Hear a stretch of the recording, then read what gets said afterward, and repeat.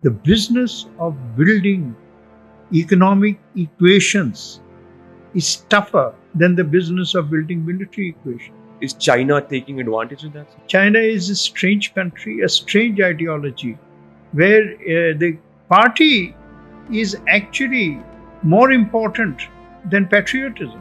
And India is doing a good job. Indians are not capable of democracy. I've been watching the great superpowers. What power have they had to stop the war in West Asia? So, please do not confuse military strength with power. The power in the 21st century will be defined by the knowledge quantum. I don't see China as a threat. I see China as a problem. What kind of problems? And I think we are looking at some dangerous levels of instability. In an era marked by shifting power dynamics, emerging threats, and complex alliances, understanding the intricacies of geopolitics has never been more important. From the rise of China as a global power to the challenges of facing India's foreign policy, the landscape of international relations is both fascinating and fraught with challenges. To help us navigate these complex waters, we are honored to have a distinguished guest with us today, MJ Akbar, a seasoned journalist, veteran politician, and author of numerous insightful books. MJ Akbar brings decades of experience in both media and politics. As a former Minister of State for External Affairs and a Member of Parliament, he has a front row seat to some of the most pivotal events in India's recent history. In this conversation, we will explore a wide range of topics from India's evolving foreign policy and the strategic challenges posed by China to the broader geopolitical shifts that are redefining the global order. MJ Akbar's insights, shaped by his vast experience and deep understanding of international relations, promise to provide us with a clear perspective on these pressing issues. So whether you are a student of politics, enthusiast of global affairs, or simply curious about the forces shaping our world, this is a conversation you won't want to miss. Let's get started.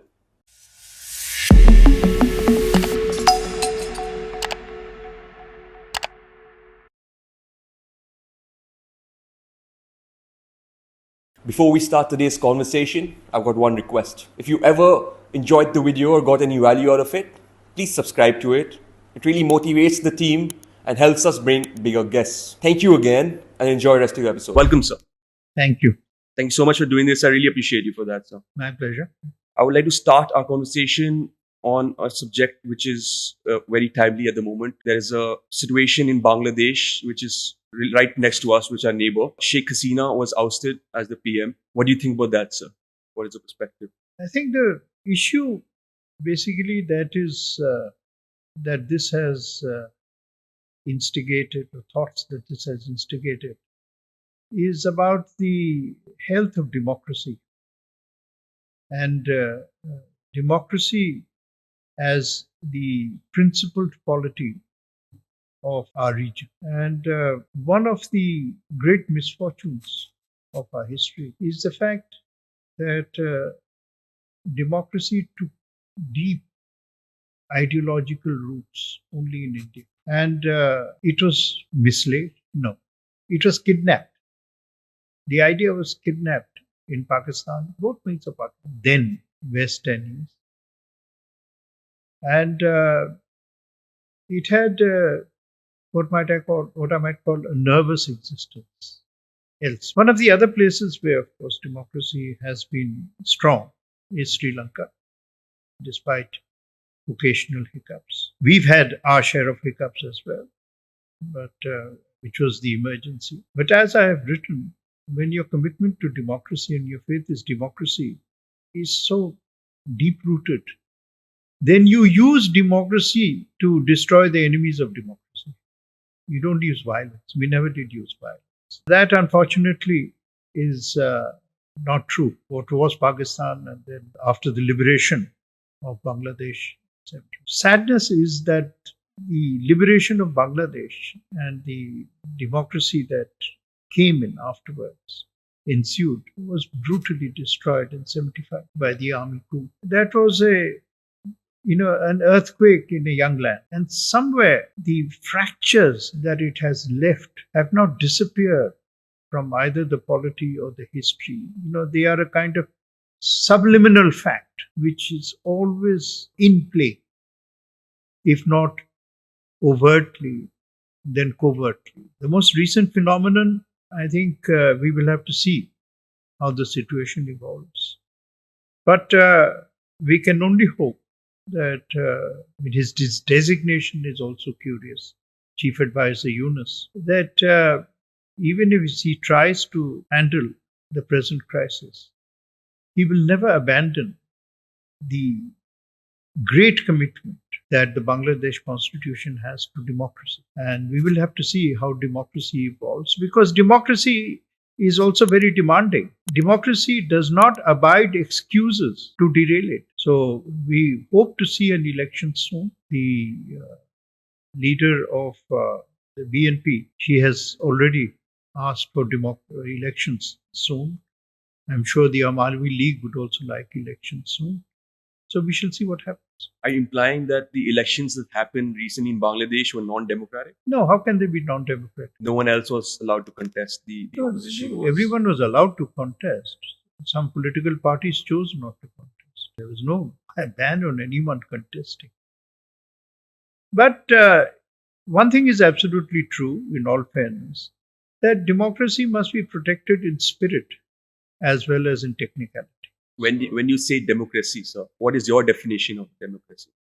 Democracy is the right of the people to express their will within a specified period of time, 5 years generally, right? Democracy includes the right to reject governments, not simply to re-elect them, right? And the credibility of a government is defined by the credibility of an election. Right. Talking about democracy, India is the largest democracy, sir. And we saw PM Modi's third term now. And I want to start our conversation with foreign policy, because that's where we must look ahead on as well. First term was based on the Western world. Second PM Modi term was based on the West Asia. What do you think the third term should focus on?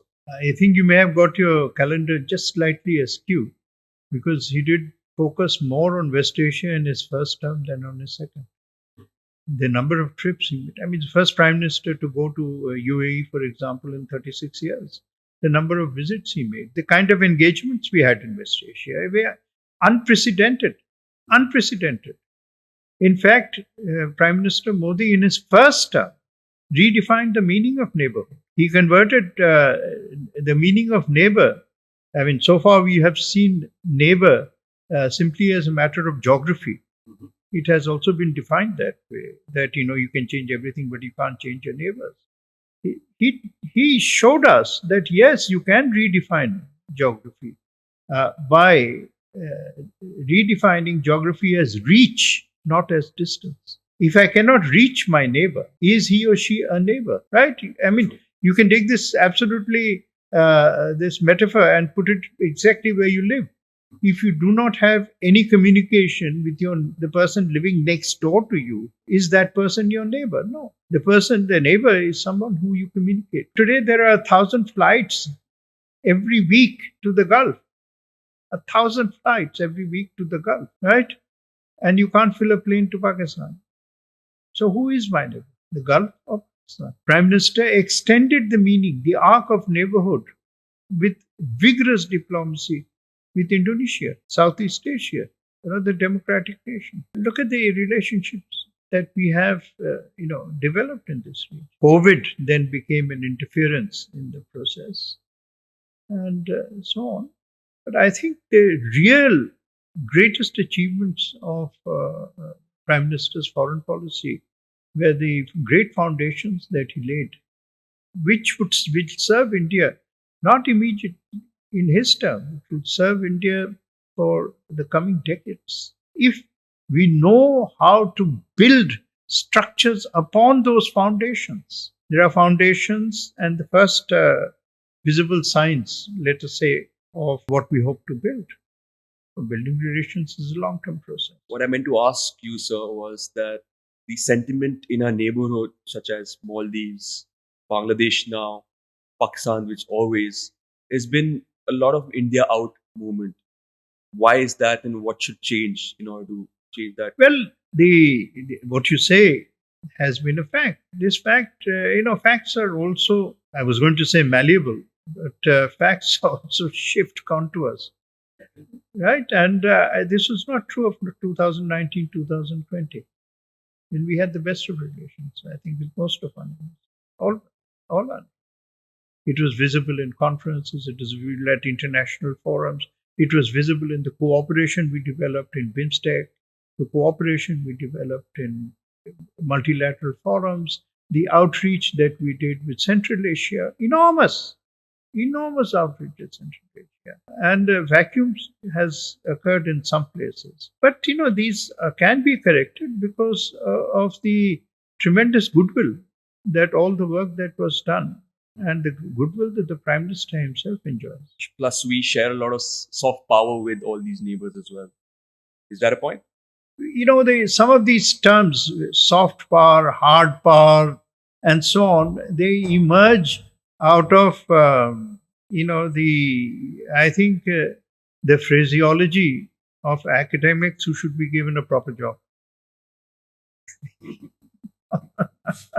Super. I mean, we We always have shared history with them. That's the I mean, everybody's relationships, every country, every bilateral relationships is a combination of many factors, right? There is no single factor. Okay, for a long while we didn't buy arms, let's say, from the United States.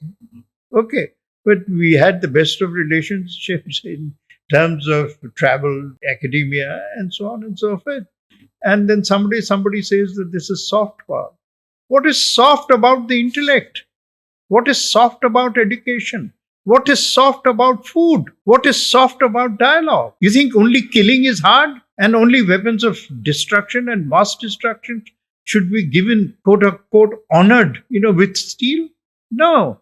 The business of building economic equations is tougher than the business of building military equations. I am the last person to decry the role of security in the world order. A nation cannot be independent truly if a nation does not know how to secure its interests. And secure its interests means not only the defense of borders, it also means the defense of interests, which may be economic, which may be cultural, and so on and so forth. And India is doing a good job. Yes, we are. We have matured. People call culture soft. Culture is what keeps, between culture and agriculture is what the sustenance of life is all about. Some wise guy turns up, and turns this into a syllogism. Unfortunate. What people do or perpetrate is not really, I don't have much of an issue with that, because that will always happen. But why do we buy into this rhetoric? Bringing our focus back to Bangladesh, so we saw that the students protest because of the unemployment and quota system in Bangladesh saw this movement of pushing the PM out. What is one learning from this for India? Sir? It's not a question of learning for India. What is the defining difference between a democracy and a dictatorship? In a dictatorship, a government looks stable because there is no challenge to it, right? But the system is fragile on which it rests. So when there is change, that change becomes volcanic, because the change that should have emerged through the democratic process has been held back, suppressed. And so when it erupts with great force. Right? In a democracy, by the very laws and principles of democracy, a government is unstable because a government can be voted out in parliament, right? At any time. And therefore, a democratic government has always, democracy is not about winning elections one day.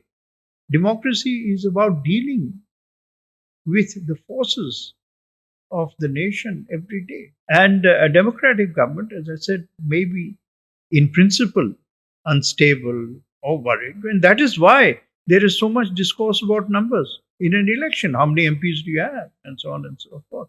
But the system is stable. And the system keeps India stable. It may seem like a paradox, but it is. What I wanted to bring to your notice was that the importance of skill development in the times of technological advancement, because that's what we see a lot of unemployment around the globe since the COVID-19. So we've been seeing, especially in the Southeast Asia, we've been seeing a lot of unemployment. How should we cater to, because that is one issue in Bangladesh that helped the government to approve. Yeah, absolutely. I mean, in the sense that every crisis, particularly a world crisis, a global crisis, like COVID, which really rocked the world. I'm sometimes amazed as how quickly we've forgotten what we went through, right? But it's almost as if we don't want to remember that dread and leave it as some bad memory. But the point is, its consequences are not going to leave us, right? And you're right. One of the great consequences is how do we deal with post-COVID employment demands? How do we deal with creating satisfaction? Now, let's just say in our country, one of the great answers to economic nervousness or economic shortfalls or the great gaps in requirement of employment and so on is that Prime Minister Modi has actually ensured food security. This food security is one of the fundamental levers of stability in our country, right? And if you'd had that, then of course there will be angst. And of course the young will want much more. And they have every right to ask for much more. In a democracy, that is their birthright. And there will be ups and downs in the democratic process, as we saw in our own last general elections. But the fact of the matter, that because we have met basic requirements, that people are no longer afraid of mass hunger, that we have created the platforms for continuous forward movement.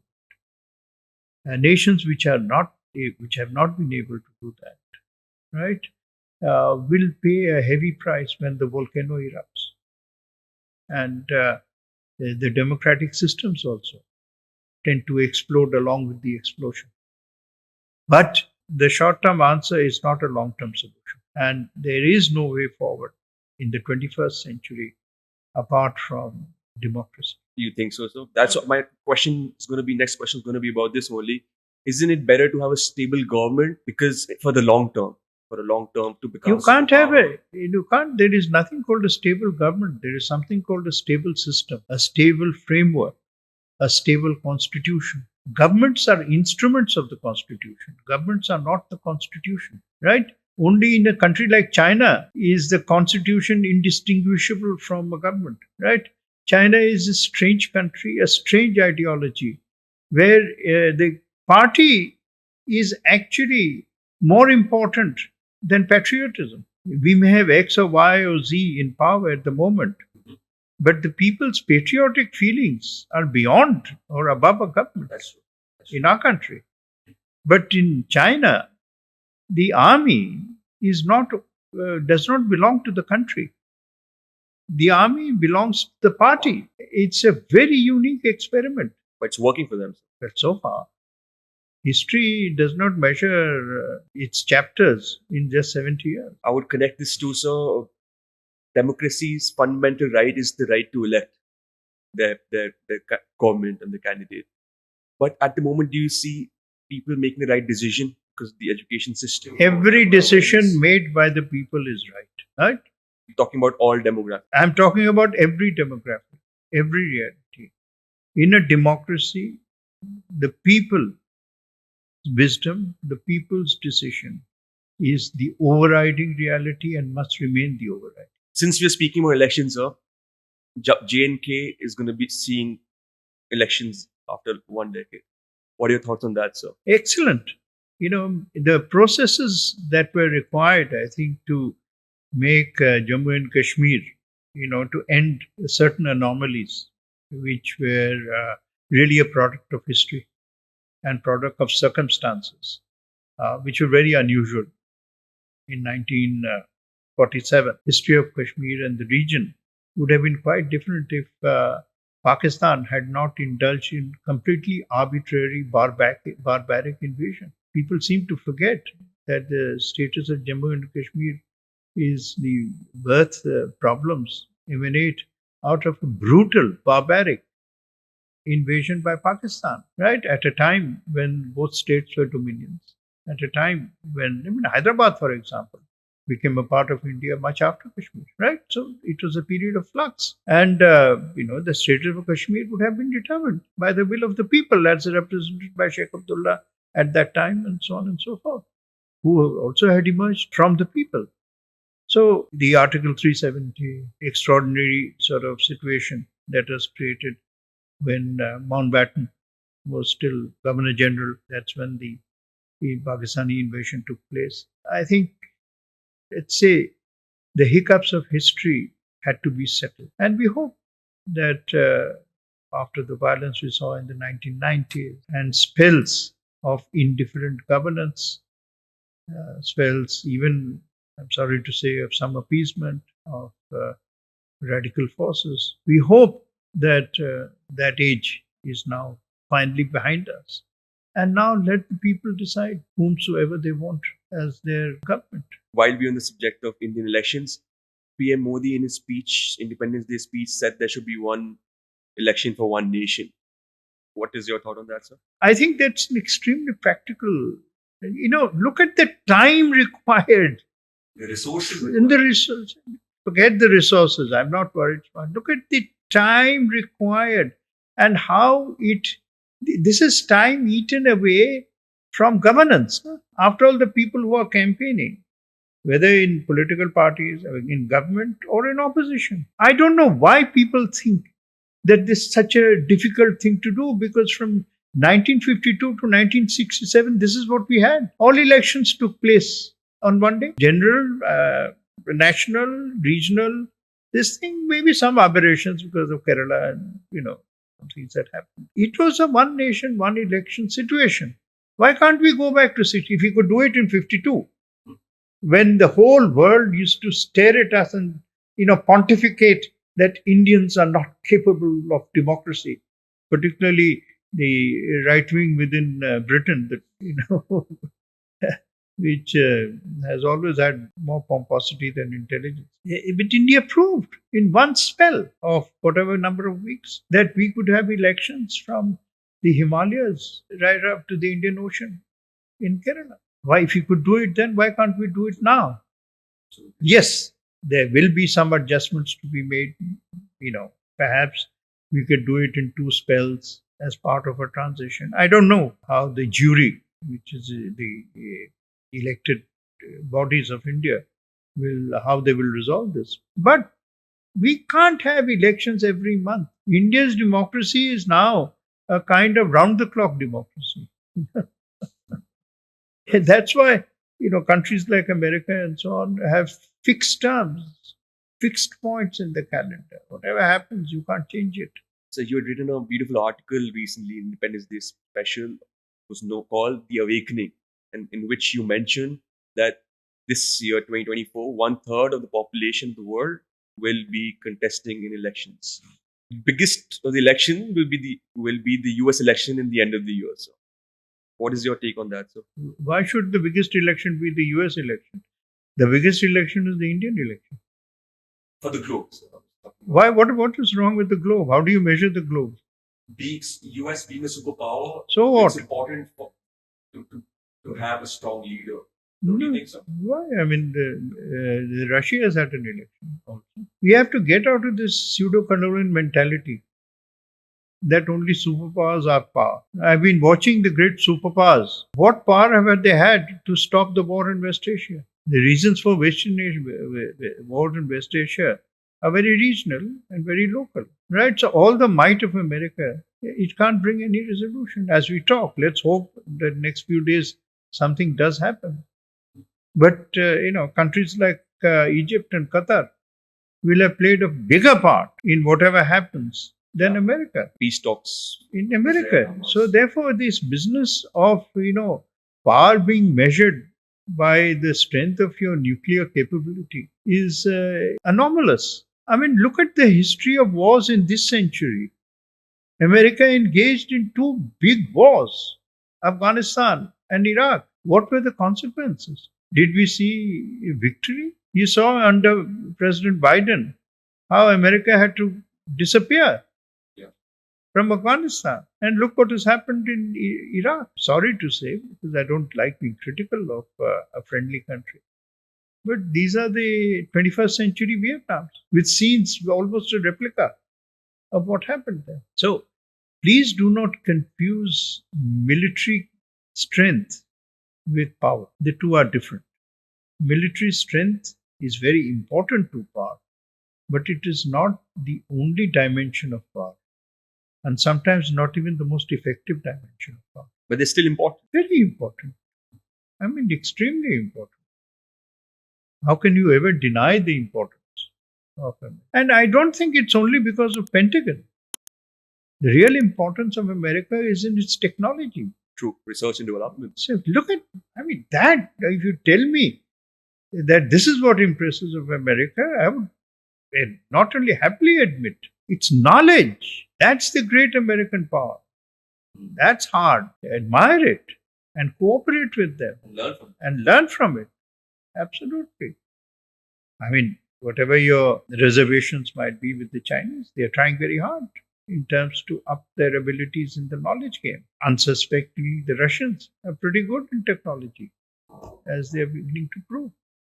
So, the 21st century, the power in the 21st century will be defined by the knowledge quantum and by the knowledge leap. It will not be defined by the number of small aircraft you have in the air laden with nuclear bombs. What I wanted to bring to direction to was the changing world order that we see from west to east. Will the elections be an epitome of that? Will it change a lot of Elections basically are a resource base for internal stability. And democracy is the ideology of the 21st century. I think the wars of geography will come down. It is the wars of ideology which will dominate. And wars, I don't mean, sort of blood-stained wars. I mean conflicts over discussion, over the way forward, right? One areas of the world which have kept democracy at bay are also going to be the areas of the world which will not see development. The existence of democracy and the survival of a democratic government is dependent on the will of the people. And therefore, you have to meet the needs of the people, the desires of the people, the aspirations of the people. And they are about economic development. They're about educational opportunity. They were a better living. They're not about, send me a gun in every home. I think that therefore democracy creates its own impetus towards positive change. You spoke about USA's incapability of being like a superpower, a leader, a classroom. No. I think maybe you got me a little wrong. I said you can have all power in the world, but you just can't necessarily win a war with it. I was talking about its incapability of being the bringing justice in Afghanistan, for example, or Iran and Iraq. Is China taking advantage of that? No. America didn't go there to bring justice to the Afghan people. It went there to bring justice in terms of punishing the people who had perpetrated terrorism. That was specific to Afghanistan. As for why it went to Iraq, I don't think either I or Americans themselves have still understood why President George Bush decided that he had to go. The official reason that they gave was that they went in search of weapons of mass destruction. Well, the only masses that were destroyed by the conflict that they began. There were no weapons of mass destruction. The American experiments in invasion are not a happy instance, and I think the Americans themselves have realized this. Therefore, the idea of them being trigger happy probably died with these experiences. Coming back to India, India's two biggest neighbors are our two biggest threats as well, Pakistan and China. How can we improve our relationship or strengthen ourselves to in front of these two powers? The only threat to India is not Pakistan or China. The only threat to India is slippage into indolence apathy, or indifference towards security. We have gone through such spells. 50s was a classic example, and then in between also there was. One of the great achievements when history is recorded of the Prime Minister's Modi's first decade has been the manner in which India's security has been strengthened. If you have a strong security, then a challenge remains a challenge. It remains a difficulty. You have to find ways of dealing with it. But we also know how to keep that threat at our borders and don't permit it to permeate into the lives of our people. I don't see China as a threat. I see China as a problem. What kind of problems? The problem of basically maintaining a problem of creating a permanently hostile, a problem which prevents the kind of mutually beneficial economic relationships that would help both countries. I think China has gone through separate phases of thinking. There were times, I think, particularly in the 90s and first decade of this century, when it was far more amenable to the idea of equality as the basis of bilateral relations. But at the moment, China seems to have slipped into very, what shall I say, thin veneer of supremacy or supremacism, if you want to use an unutterable word. All shades of supremacy which they exhibit will become deeply counterproductive to China. So China is now indulging in diplomatic maneuvers which are aimed specifically at our interests. We are fairly capable of countering them, of finding countermeasures to protect our interests, and so on. As far as Pakistan is concerned, Pakistan is becoming a country without very strong ideological or any moorings. It has become a country which is adrift. In my book on Pakistan, Tinderbox, The Past and Future of Pakistan, it was a book, remember, about the past and future, not the present, because it dealt with the ideology of the state. I said my principal conclusion is that Pakistan has become a jelly state. It will always quiver. It will never be stable. And because it is jelly and not butter, it will not melt away. It will not disappear. And because it has a very powerful army and it has nuclear power, it will be a toxic jelly state. Now, that is the true challenge. And therefore, I am far less sanguine about our ability to deal with the Pakistani state, not the Pakistani people. The Pakistani people are like us. Yeah.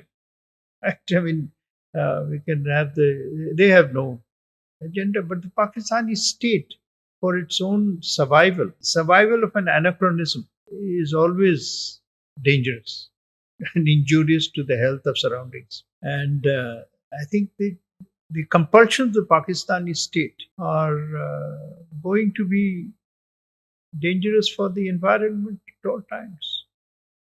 Pakistan is the only country, and let's forget this business that we automatically comes into our minds of Hindus and Muslims.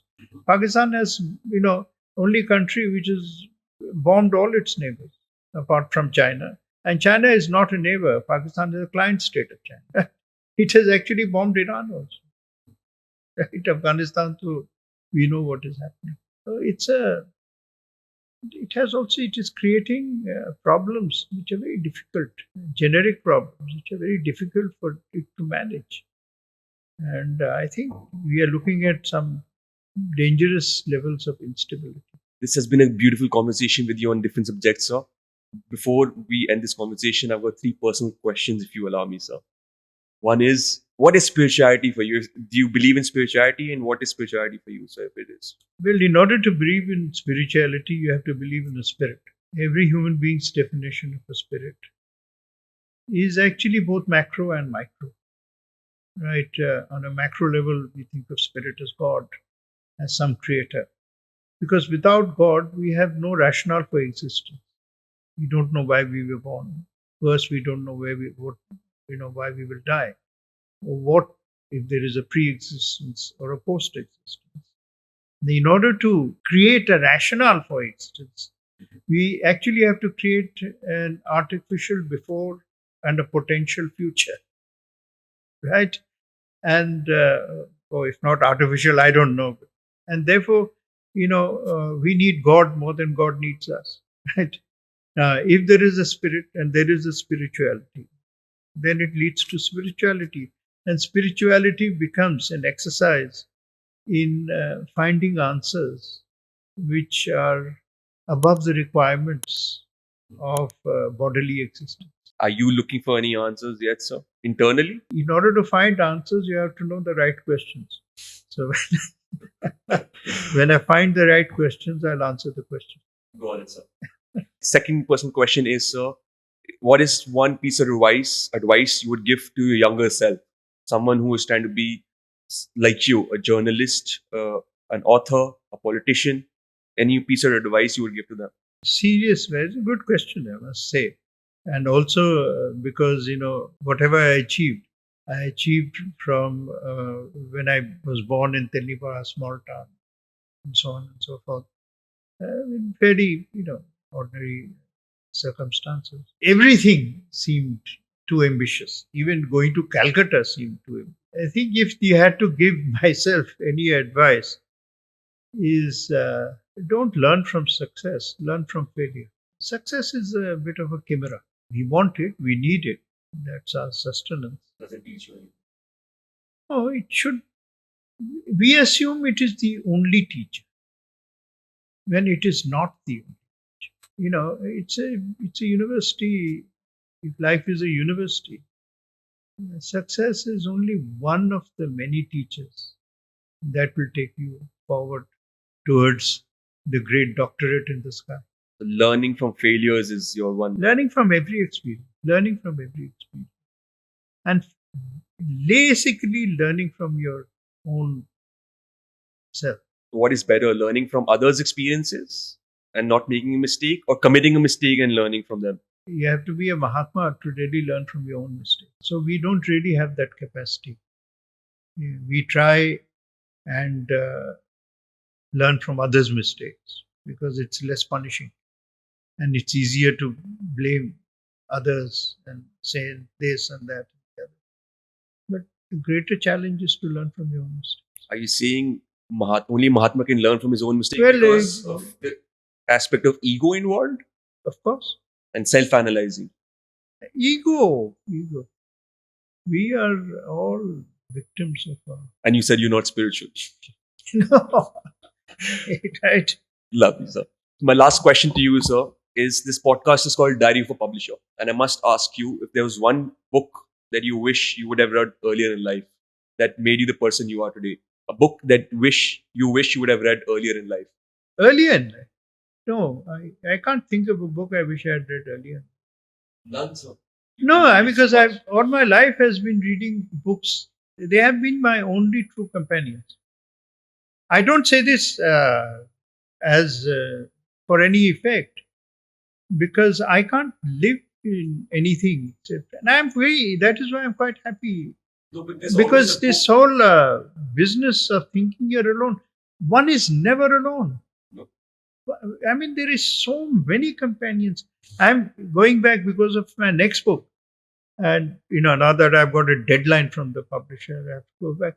Such a joy. A book takes me so long because once I start reading what I have already read, I keep discovering new things. It's an endless. It's like a book is like the finest conversation you can have.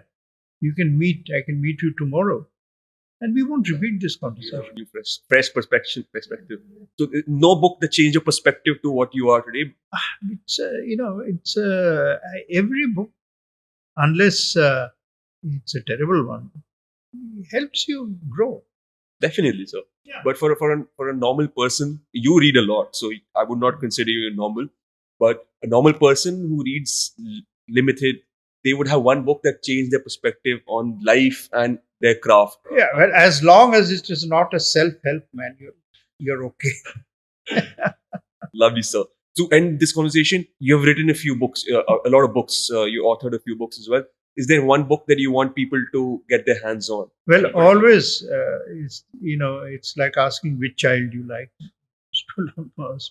But the safest thing to do is to ask people to read your latest books. Gandhi, A Life in Three Campaigns, brought out by Bloomsbury, because this book is about, we have this feeling, that Gandhiji spent all his life fighting the British, right?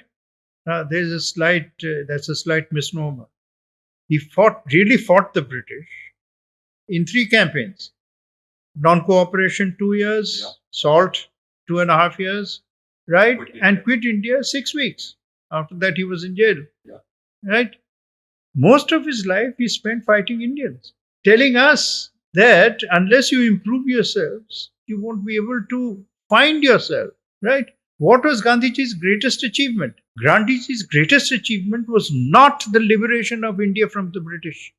His greatest achievement was the liberation of Indians from fear of the British. Once he liberated us from fear, the British rule was over. When he started his 1919 campaign, there's a famous Indian who was, among the top bureaucrats and so on.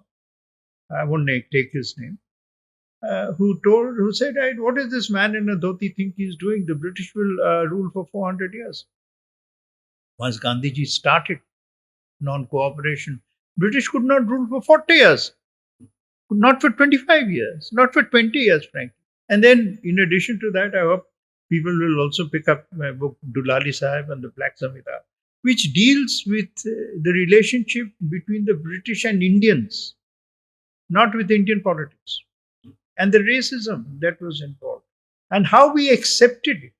And of course, the one before that is Gandhi's Hinduism, the struggle against Jinnah's Islam, which, the title tells its story. Wow. Wow, sir, this has been a very insightful conversation for me, and I really appreciate you for sparing time for me.